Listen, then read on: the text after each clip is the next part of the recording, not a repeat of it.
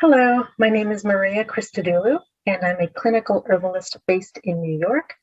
And today I'm going to talk to you about popular herbs in ancient and modern Greece. I'm going to share my screen with you so you can also see the paper that I wrote for the conference.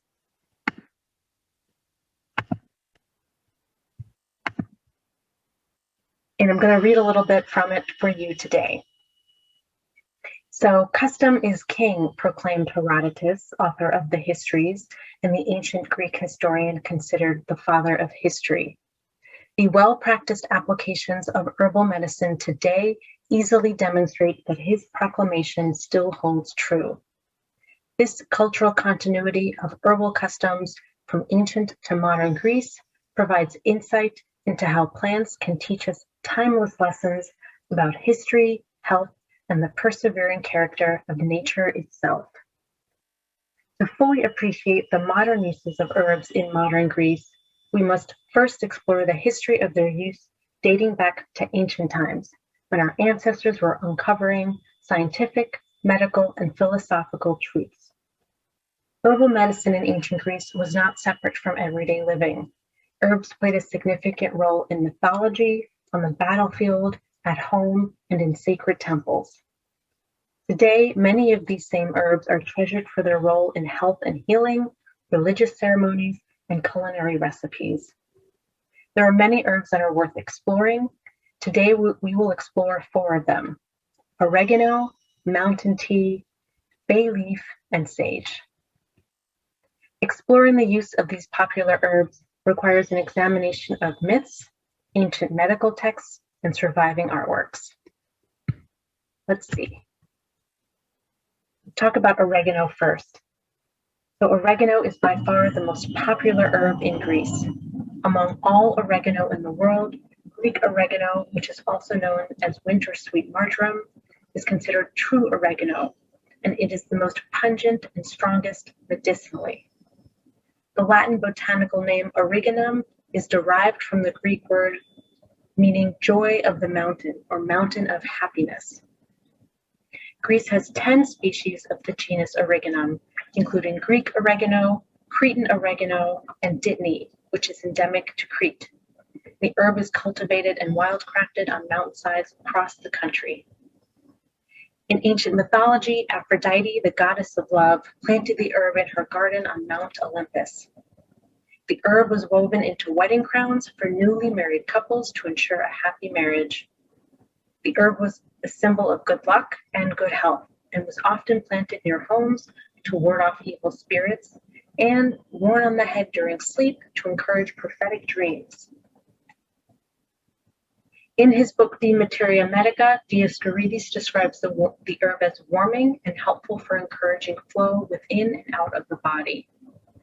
Among its many uses, oregano tea was paired with wine to recover from poisonous animal bites and poisonous hemlock. For women especially, oregano was taken with honey to help induce menstrual flow. A hot bath with oregano could help alleviate itching, psoriasis, and jaundice. Theophrastus, a few centuries earlier, celebrated the herb's popular use in perfumes, noting its strong and long-lasting aromatic scent. Modern studies have demonstrated oregano's potent antioxidant, anti-inflammatory, antibacterial, and antifungal properties. The herb contains high amounts of mono and triterpene phenolic acids and flavonoids that can support a strong immune system response and can improve heart health.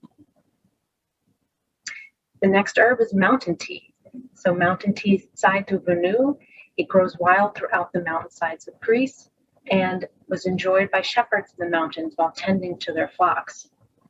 The Latin botanical name Cytheresis translates from the Greek to that which contains iron, and referred to plants capable of healing wounds caused by iron weapons in battle.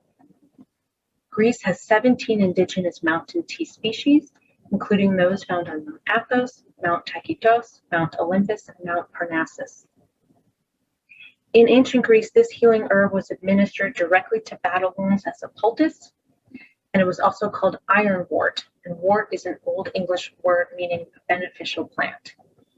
Both Hippocrates and Aristotle wrote about its healing properties, and Dioscorides mentions its use as a poultice. It was also known throughout the Mediterranean region due to its various names that other peoples had called it. So the Magi called it genitura, some called it the blood of Titan or the tail of a scorpion, Pythagoras called it parmeron, and so on. Pretty interesting.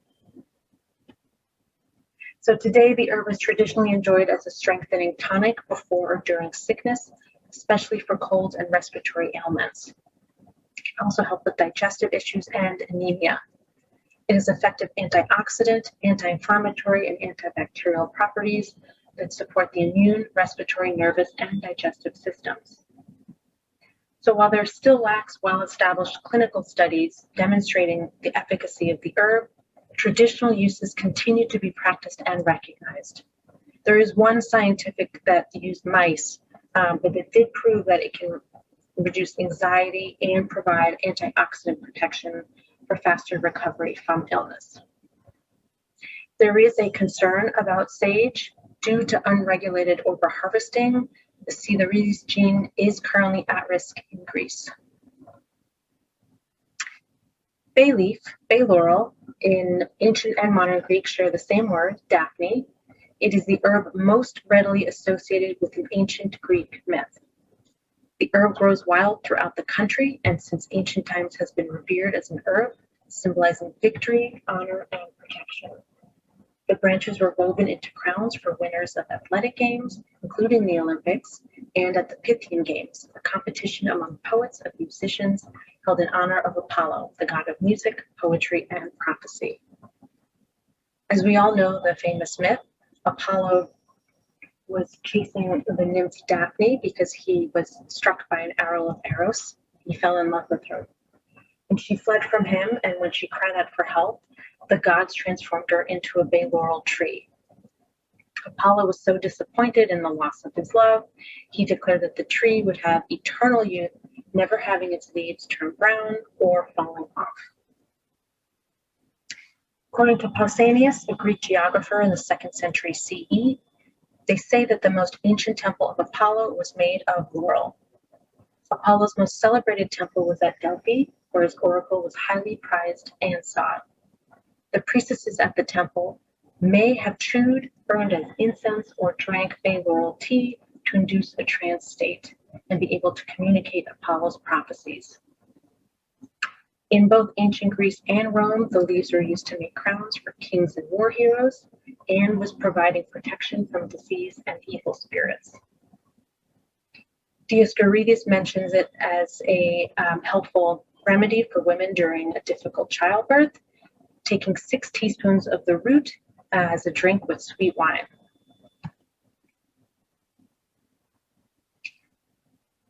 The story of Apollo and his youthful vigor and Daphne can be seen in countless works of art all across the world. And scientific studies have shown that the leaves can be beneficial for wound healing, antioxidant, antibacterial, antiviral, immunostimulant, antifungal, insect repellent, analgesic, and anti-inflammatory properties. The last herb we will explore is sage, Phascomila. There are 22 species of sage endemic to Greece, including Greek sage, Salvia fruticosa, an evergreen shrub often distinguished by its 3 lobes. Both S. officinalis and S. fruticosa were written about interchangeably in ancient and medieval texts. And the Greeks frequently traded sage with other nearby cities in the Mediterranean. The ancient Greeks, Romans, and Egyptians all believed that sage protected against evil and conferred wisdom, and the herb was considered sacred and associated with the god Zeus. So in ancient use, generally the herb was known to strengthen the body, improve digestion, and support respiratory health. Greek herbalists cooked sage leaves in wine and kept it on hand for flatulence and digestive problems. Dioscorides recommended sage wine for disorders of the kidneys, bladder, and sides, as well as for coughs and impeded menstrual flow. Applied externally, it helped to treat venomous snake bites, could stop excessive bleeding, and ease itching. It's also used for oral and hair care. Sage was celebrated as early as 1450 BC, as indicated in the depiction in the Bluebird fresco at the Minoan Palace in Knossos, Crete, which is this image here. Sage is still a widely popular strengthening tonic. It is high in antioxidants, can protect against inflammation in the body, boost immunity, and support respiratory health. Contains a variety of essential oils, flavonoids, tannins, and phenolic acids.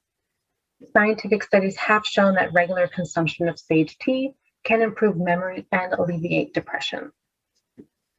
So, herbal medicine in ancient Greece can remind us of the power of nature to enchant, heal, and inspire us.